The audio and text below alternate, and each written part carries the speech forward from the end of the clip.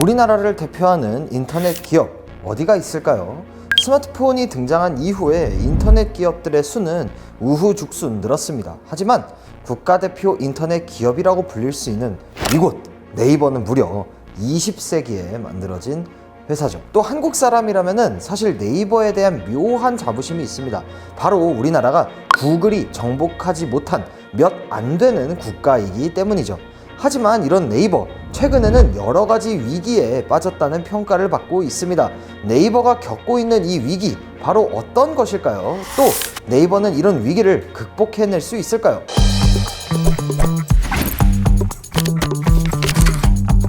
자, 우선 네이버의 성장 과정에 대해서 말씀드리도록 하겠습니다. 네이버는 1999년 검색 플랫폼으로 시작이 되었습니다. 이후 게임 포털 한게임 서비스를 시작하고 2001년 9월에는 넥스트 휴먼 네트워크 또는 NHN이라는 사명을 사용하기 시작했습니다. 2003년 10월엔 일본 법인도 NHN 재팬으로 통합하고 2005년에는 미국 법인인 NHN USA를 설립하게 됩니다. 결국 2009년 5월 NHN은 기업 분할되었고 2013년 8월부터 드디어 네이버라는 사명이 사용되기 시작합니다. 이후에 라인, 스노우, 네이버 웹툰, 네이버 파이낸셜 등 여러 가지 서비스를 통해 네이버는 고속 성장하게 되죠. 네이버의 성장은 주가를 통해서도 알 수 있습니다. 2002년 10월 코스닥에 상장했던 네이버는 2004년 5월 코스닥 업종 시가총액 1위 기업으로 빠르게 성장하게 됩니다. 이후 2008년 11월 코스피로 이전 상장했죠. 현재 주가는 코스피 이전 상장한 직후 주가와 비교했을 때 무려 5배 이상 상승한 상태입니다. 팬데믹 특수로 주가가 크게 올라 2021년 9월 6일 기록한 고점인 45만 4천 원은 2008년과 비교했을 때 무려 주가가 12배 이상 상승한 수준이었죠. 현재 네이버의 주력 사업은 크게 5가지입니다. 서치 플랫폼, 커머스, 핀테크, 콘텐츠, 클라우드 등이죠. 매출 기준으로는 핀테크가 가장 크고요. 이후에 커머스, 서치 플랫폼, 콘텐츠, 클라우드 순으로 높은 비중을 갖고 있습니다. 단 31%로 이익률이 압도적으로 높은 서치 플랫폼 및 커머스가 영업이익 측면에서는 핵심입니다. 핀테크의 이익률은 고작 6.7%, 콘텐츠와 클라우드는 아직 적자인 상황이죠. 자, 요약해드리자면 현재 네이버는 서치 플랫폼, 커머스, 핀테크 사업이 가장 핵심적이다 라고 말씀드릴 수 있겠습니다. 하지만 네이버가 최근 위기에 빠졌다는 평가를 받고 있습니다. 네이버의 위기로 꼽히는 것은 몇 가지가 있죠. 우선 알리, 테무 등 중국 이커머스 기업들의 공습에 의해 흔들릴 수 있다는 커머스 사업, 라인, 야후 경영권을 둘러싼 일본 정부의 압박, 마지막으로 AI 개발 경쟁 등이 있습니다. 어떤 위기들인지 바로 살펴볼 수 있도록 하겠습니다. 자, 우선 커머스 사업은 말씀을 드렸던 대로 네이버의 핵심적인 사업 부문 중 한 곳입니다. 검색 엔진과 커머스 사업이 네이버의 이익에서 차지하는 그 비중이 막대하기 때문이죠. 하지만 네이버의 커머스 사업과 관련해 최근에 위기설이 떠오르게 되었습니다. 그것은 바로 중국 이커머스 기업인 알리익스프레스와 테무의 공습 때문입니다. YG앱에 따르면 테무의 월 평균 한국인 이용자 수는 한국 시장 진출 첫 달인 2023년 8월 52만 명에서 2024년 3월엔 829만 명으로 무려 16배 급증했습니다. 알리익스프레스의 올해 1분기 월 평균 이용자 수는 807만 명으로 작년 1분기와 비교해서 119%나 증가했죠.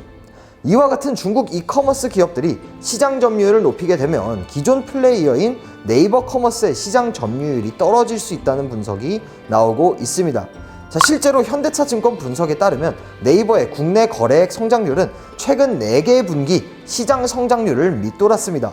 특히 4분기와 1분기에는 각각 5%로 시장 성장률을 무려 6%포인트나 하회했죠. 중국 이커머스 기업들의 급부상으로 경쟁이 심해진 것이 원인 중 하나로 꼽히기도 했습니다. 하지만 중국 이커머스는 네이버에 큰 위협이 되지는 못할 것이다, 이런 분석들이 늘고 있습니다. 우선 중국 이커머스는 이용자 수는 많지만 거래액이 매우 작습니다. YG앱에 따르면 지난 1분기 알리의 결제 추정 금액은 8,196억 원이었습니다. 전년 동기 대비 164%나 늘었지만 쿠팡의 12조 7,034억 원, G마켓의 3조 5,548억 원, 11번가의 2조 631억 원, 티몬의 1조 8,435억 원에 모두 못 미치는 수준입니다. 테무의 경우 거래액은 911억 원에 불과합니다. 즉 알리의 경우 국내 4에서 5위권, 알리의 9분의 1에 불과한 테무는 걸음마 수준인 셈이죠. 네이버 커머스 전체 거래액은 1분기 기준 약 12조 2천억 원 정도 기록한 것으로 추정된다고 합니다. 중국 이커머스 기업들과의 격차는 여전히 엄청난 수준이죠. 이 격차가 메워지긴 상당히 어려울 전망입니다. 앞서 말씀드린 대로 알리 테무의 이용자 수는 이미 800만 명이 넘습니다. 네이버 쇼핑은 따로 앱이 없기 때문에 직접적인 비교가 어렵지만 쿠팡의 MAU가 약 3천만 명, 중국 이커머스를 제외한 국내 2위 앱인 11번가의 MAU는 736만 명 수준입니다. 알리테무는 이미 국내 2위 수준으로 성장한 상태인 셈이죠. 이용자 숫자 측면에서 말이죠. 여기에 거래액을 따라잡기 위해서는 이용자 수가 아니라 더 비싼 물품을 거래하게끔 만들어야 된다, 이런 의미가 됩니다. 하지만 알리, 테무에서 명품이나 비싼 전자기기 사고 싶으신가요? 또 네이버는 이번 실적 발표에서 알리와 테무를 파트너라고 칭했습니다. 왜일까요? 네이버 쇼핑에 주는 타격보다 광고를 통해 검색 매출에 줬던 도움이 더 크기 때문일 겁니다.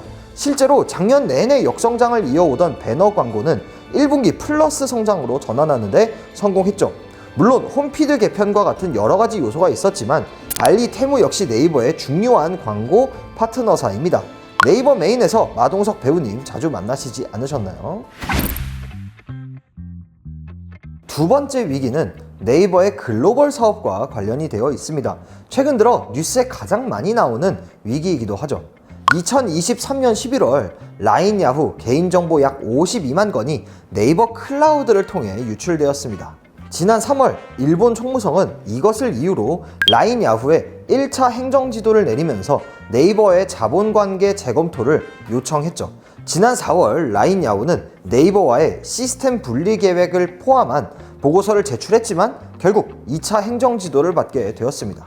결국 5월 8일 라인 야후는 네이버와의 위탁관계 종료, 기술 독립 추진을 발표를 하게 되었고 신중호 라인 야후 CPO 퇴진 안건을 의결하게 되면서 라인 야후 이사회에서 한국 지우기에 나서기 시작했습니다.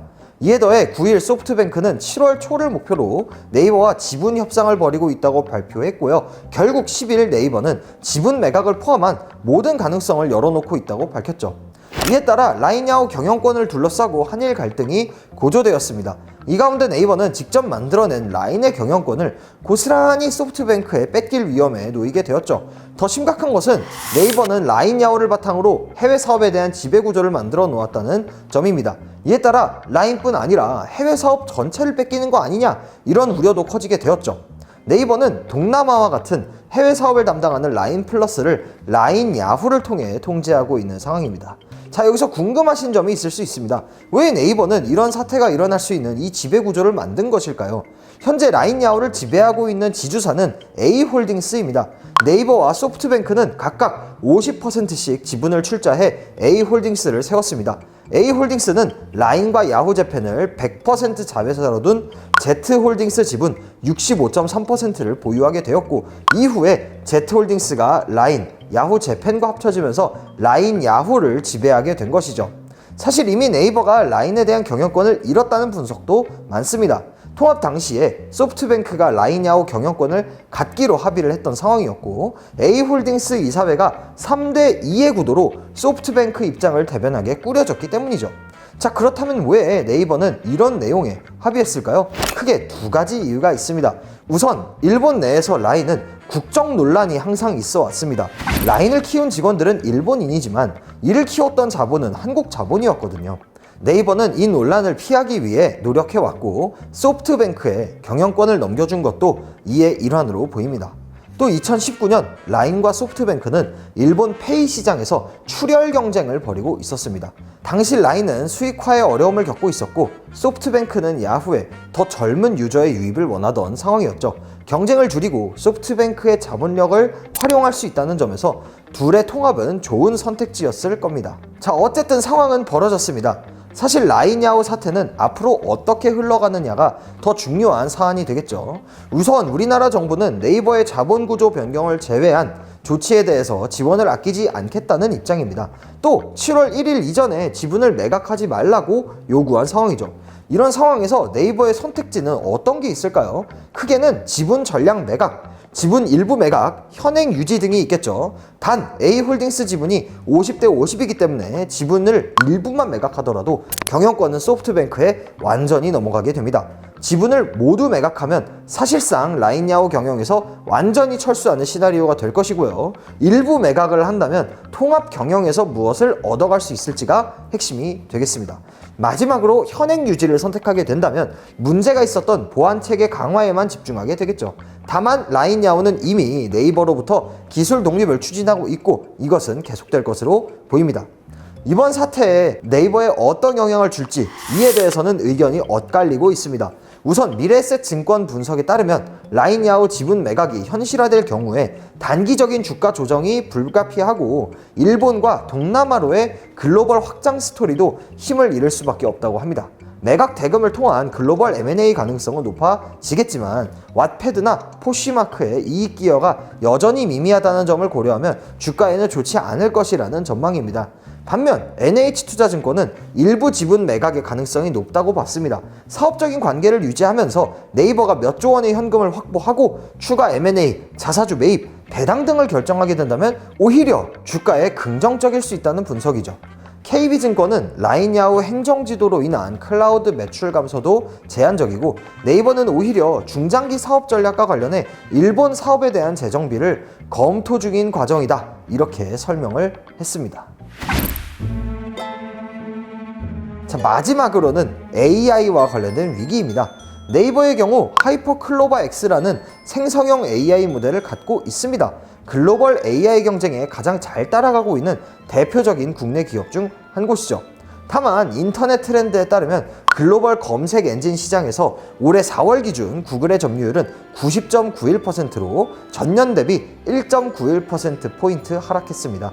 반면 마이크로소프트 빙의 점유율은 3.64%로 전년 대비 0.88%포인트 상승했죠.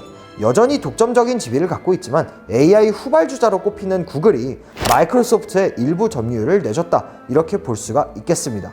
국내 검색 엔진 시장에서 네이버의 점유율은 56.18%로 작년 12월과 비교했을 때 3.83%포인트 하락했습니다. 네이버는 생성형 AI 서비스 Q를 선보이고 있죠. 앞으로는 하이퍼클로바 X와 Q의 존재감이 더 중요해지지 않을까요?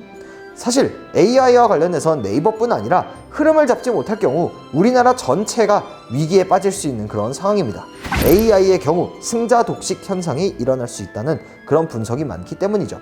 일각에선 우리나라가 AI 개발에 더 힘을 쏟아야 한다라는 지적도 하고 있습니다. 자, 오늘은 네이버가 겪고 있는 위기들에 대해서 이야기를 해봤습니다.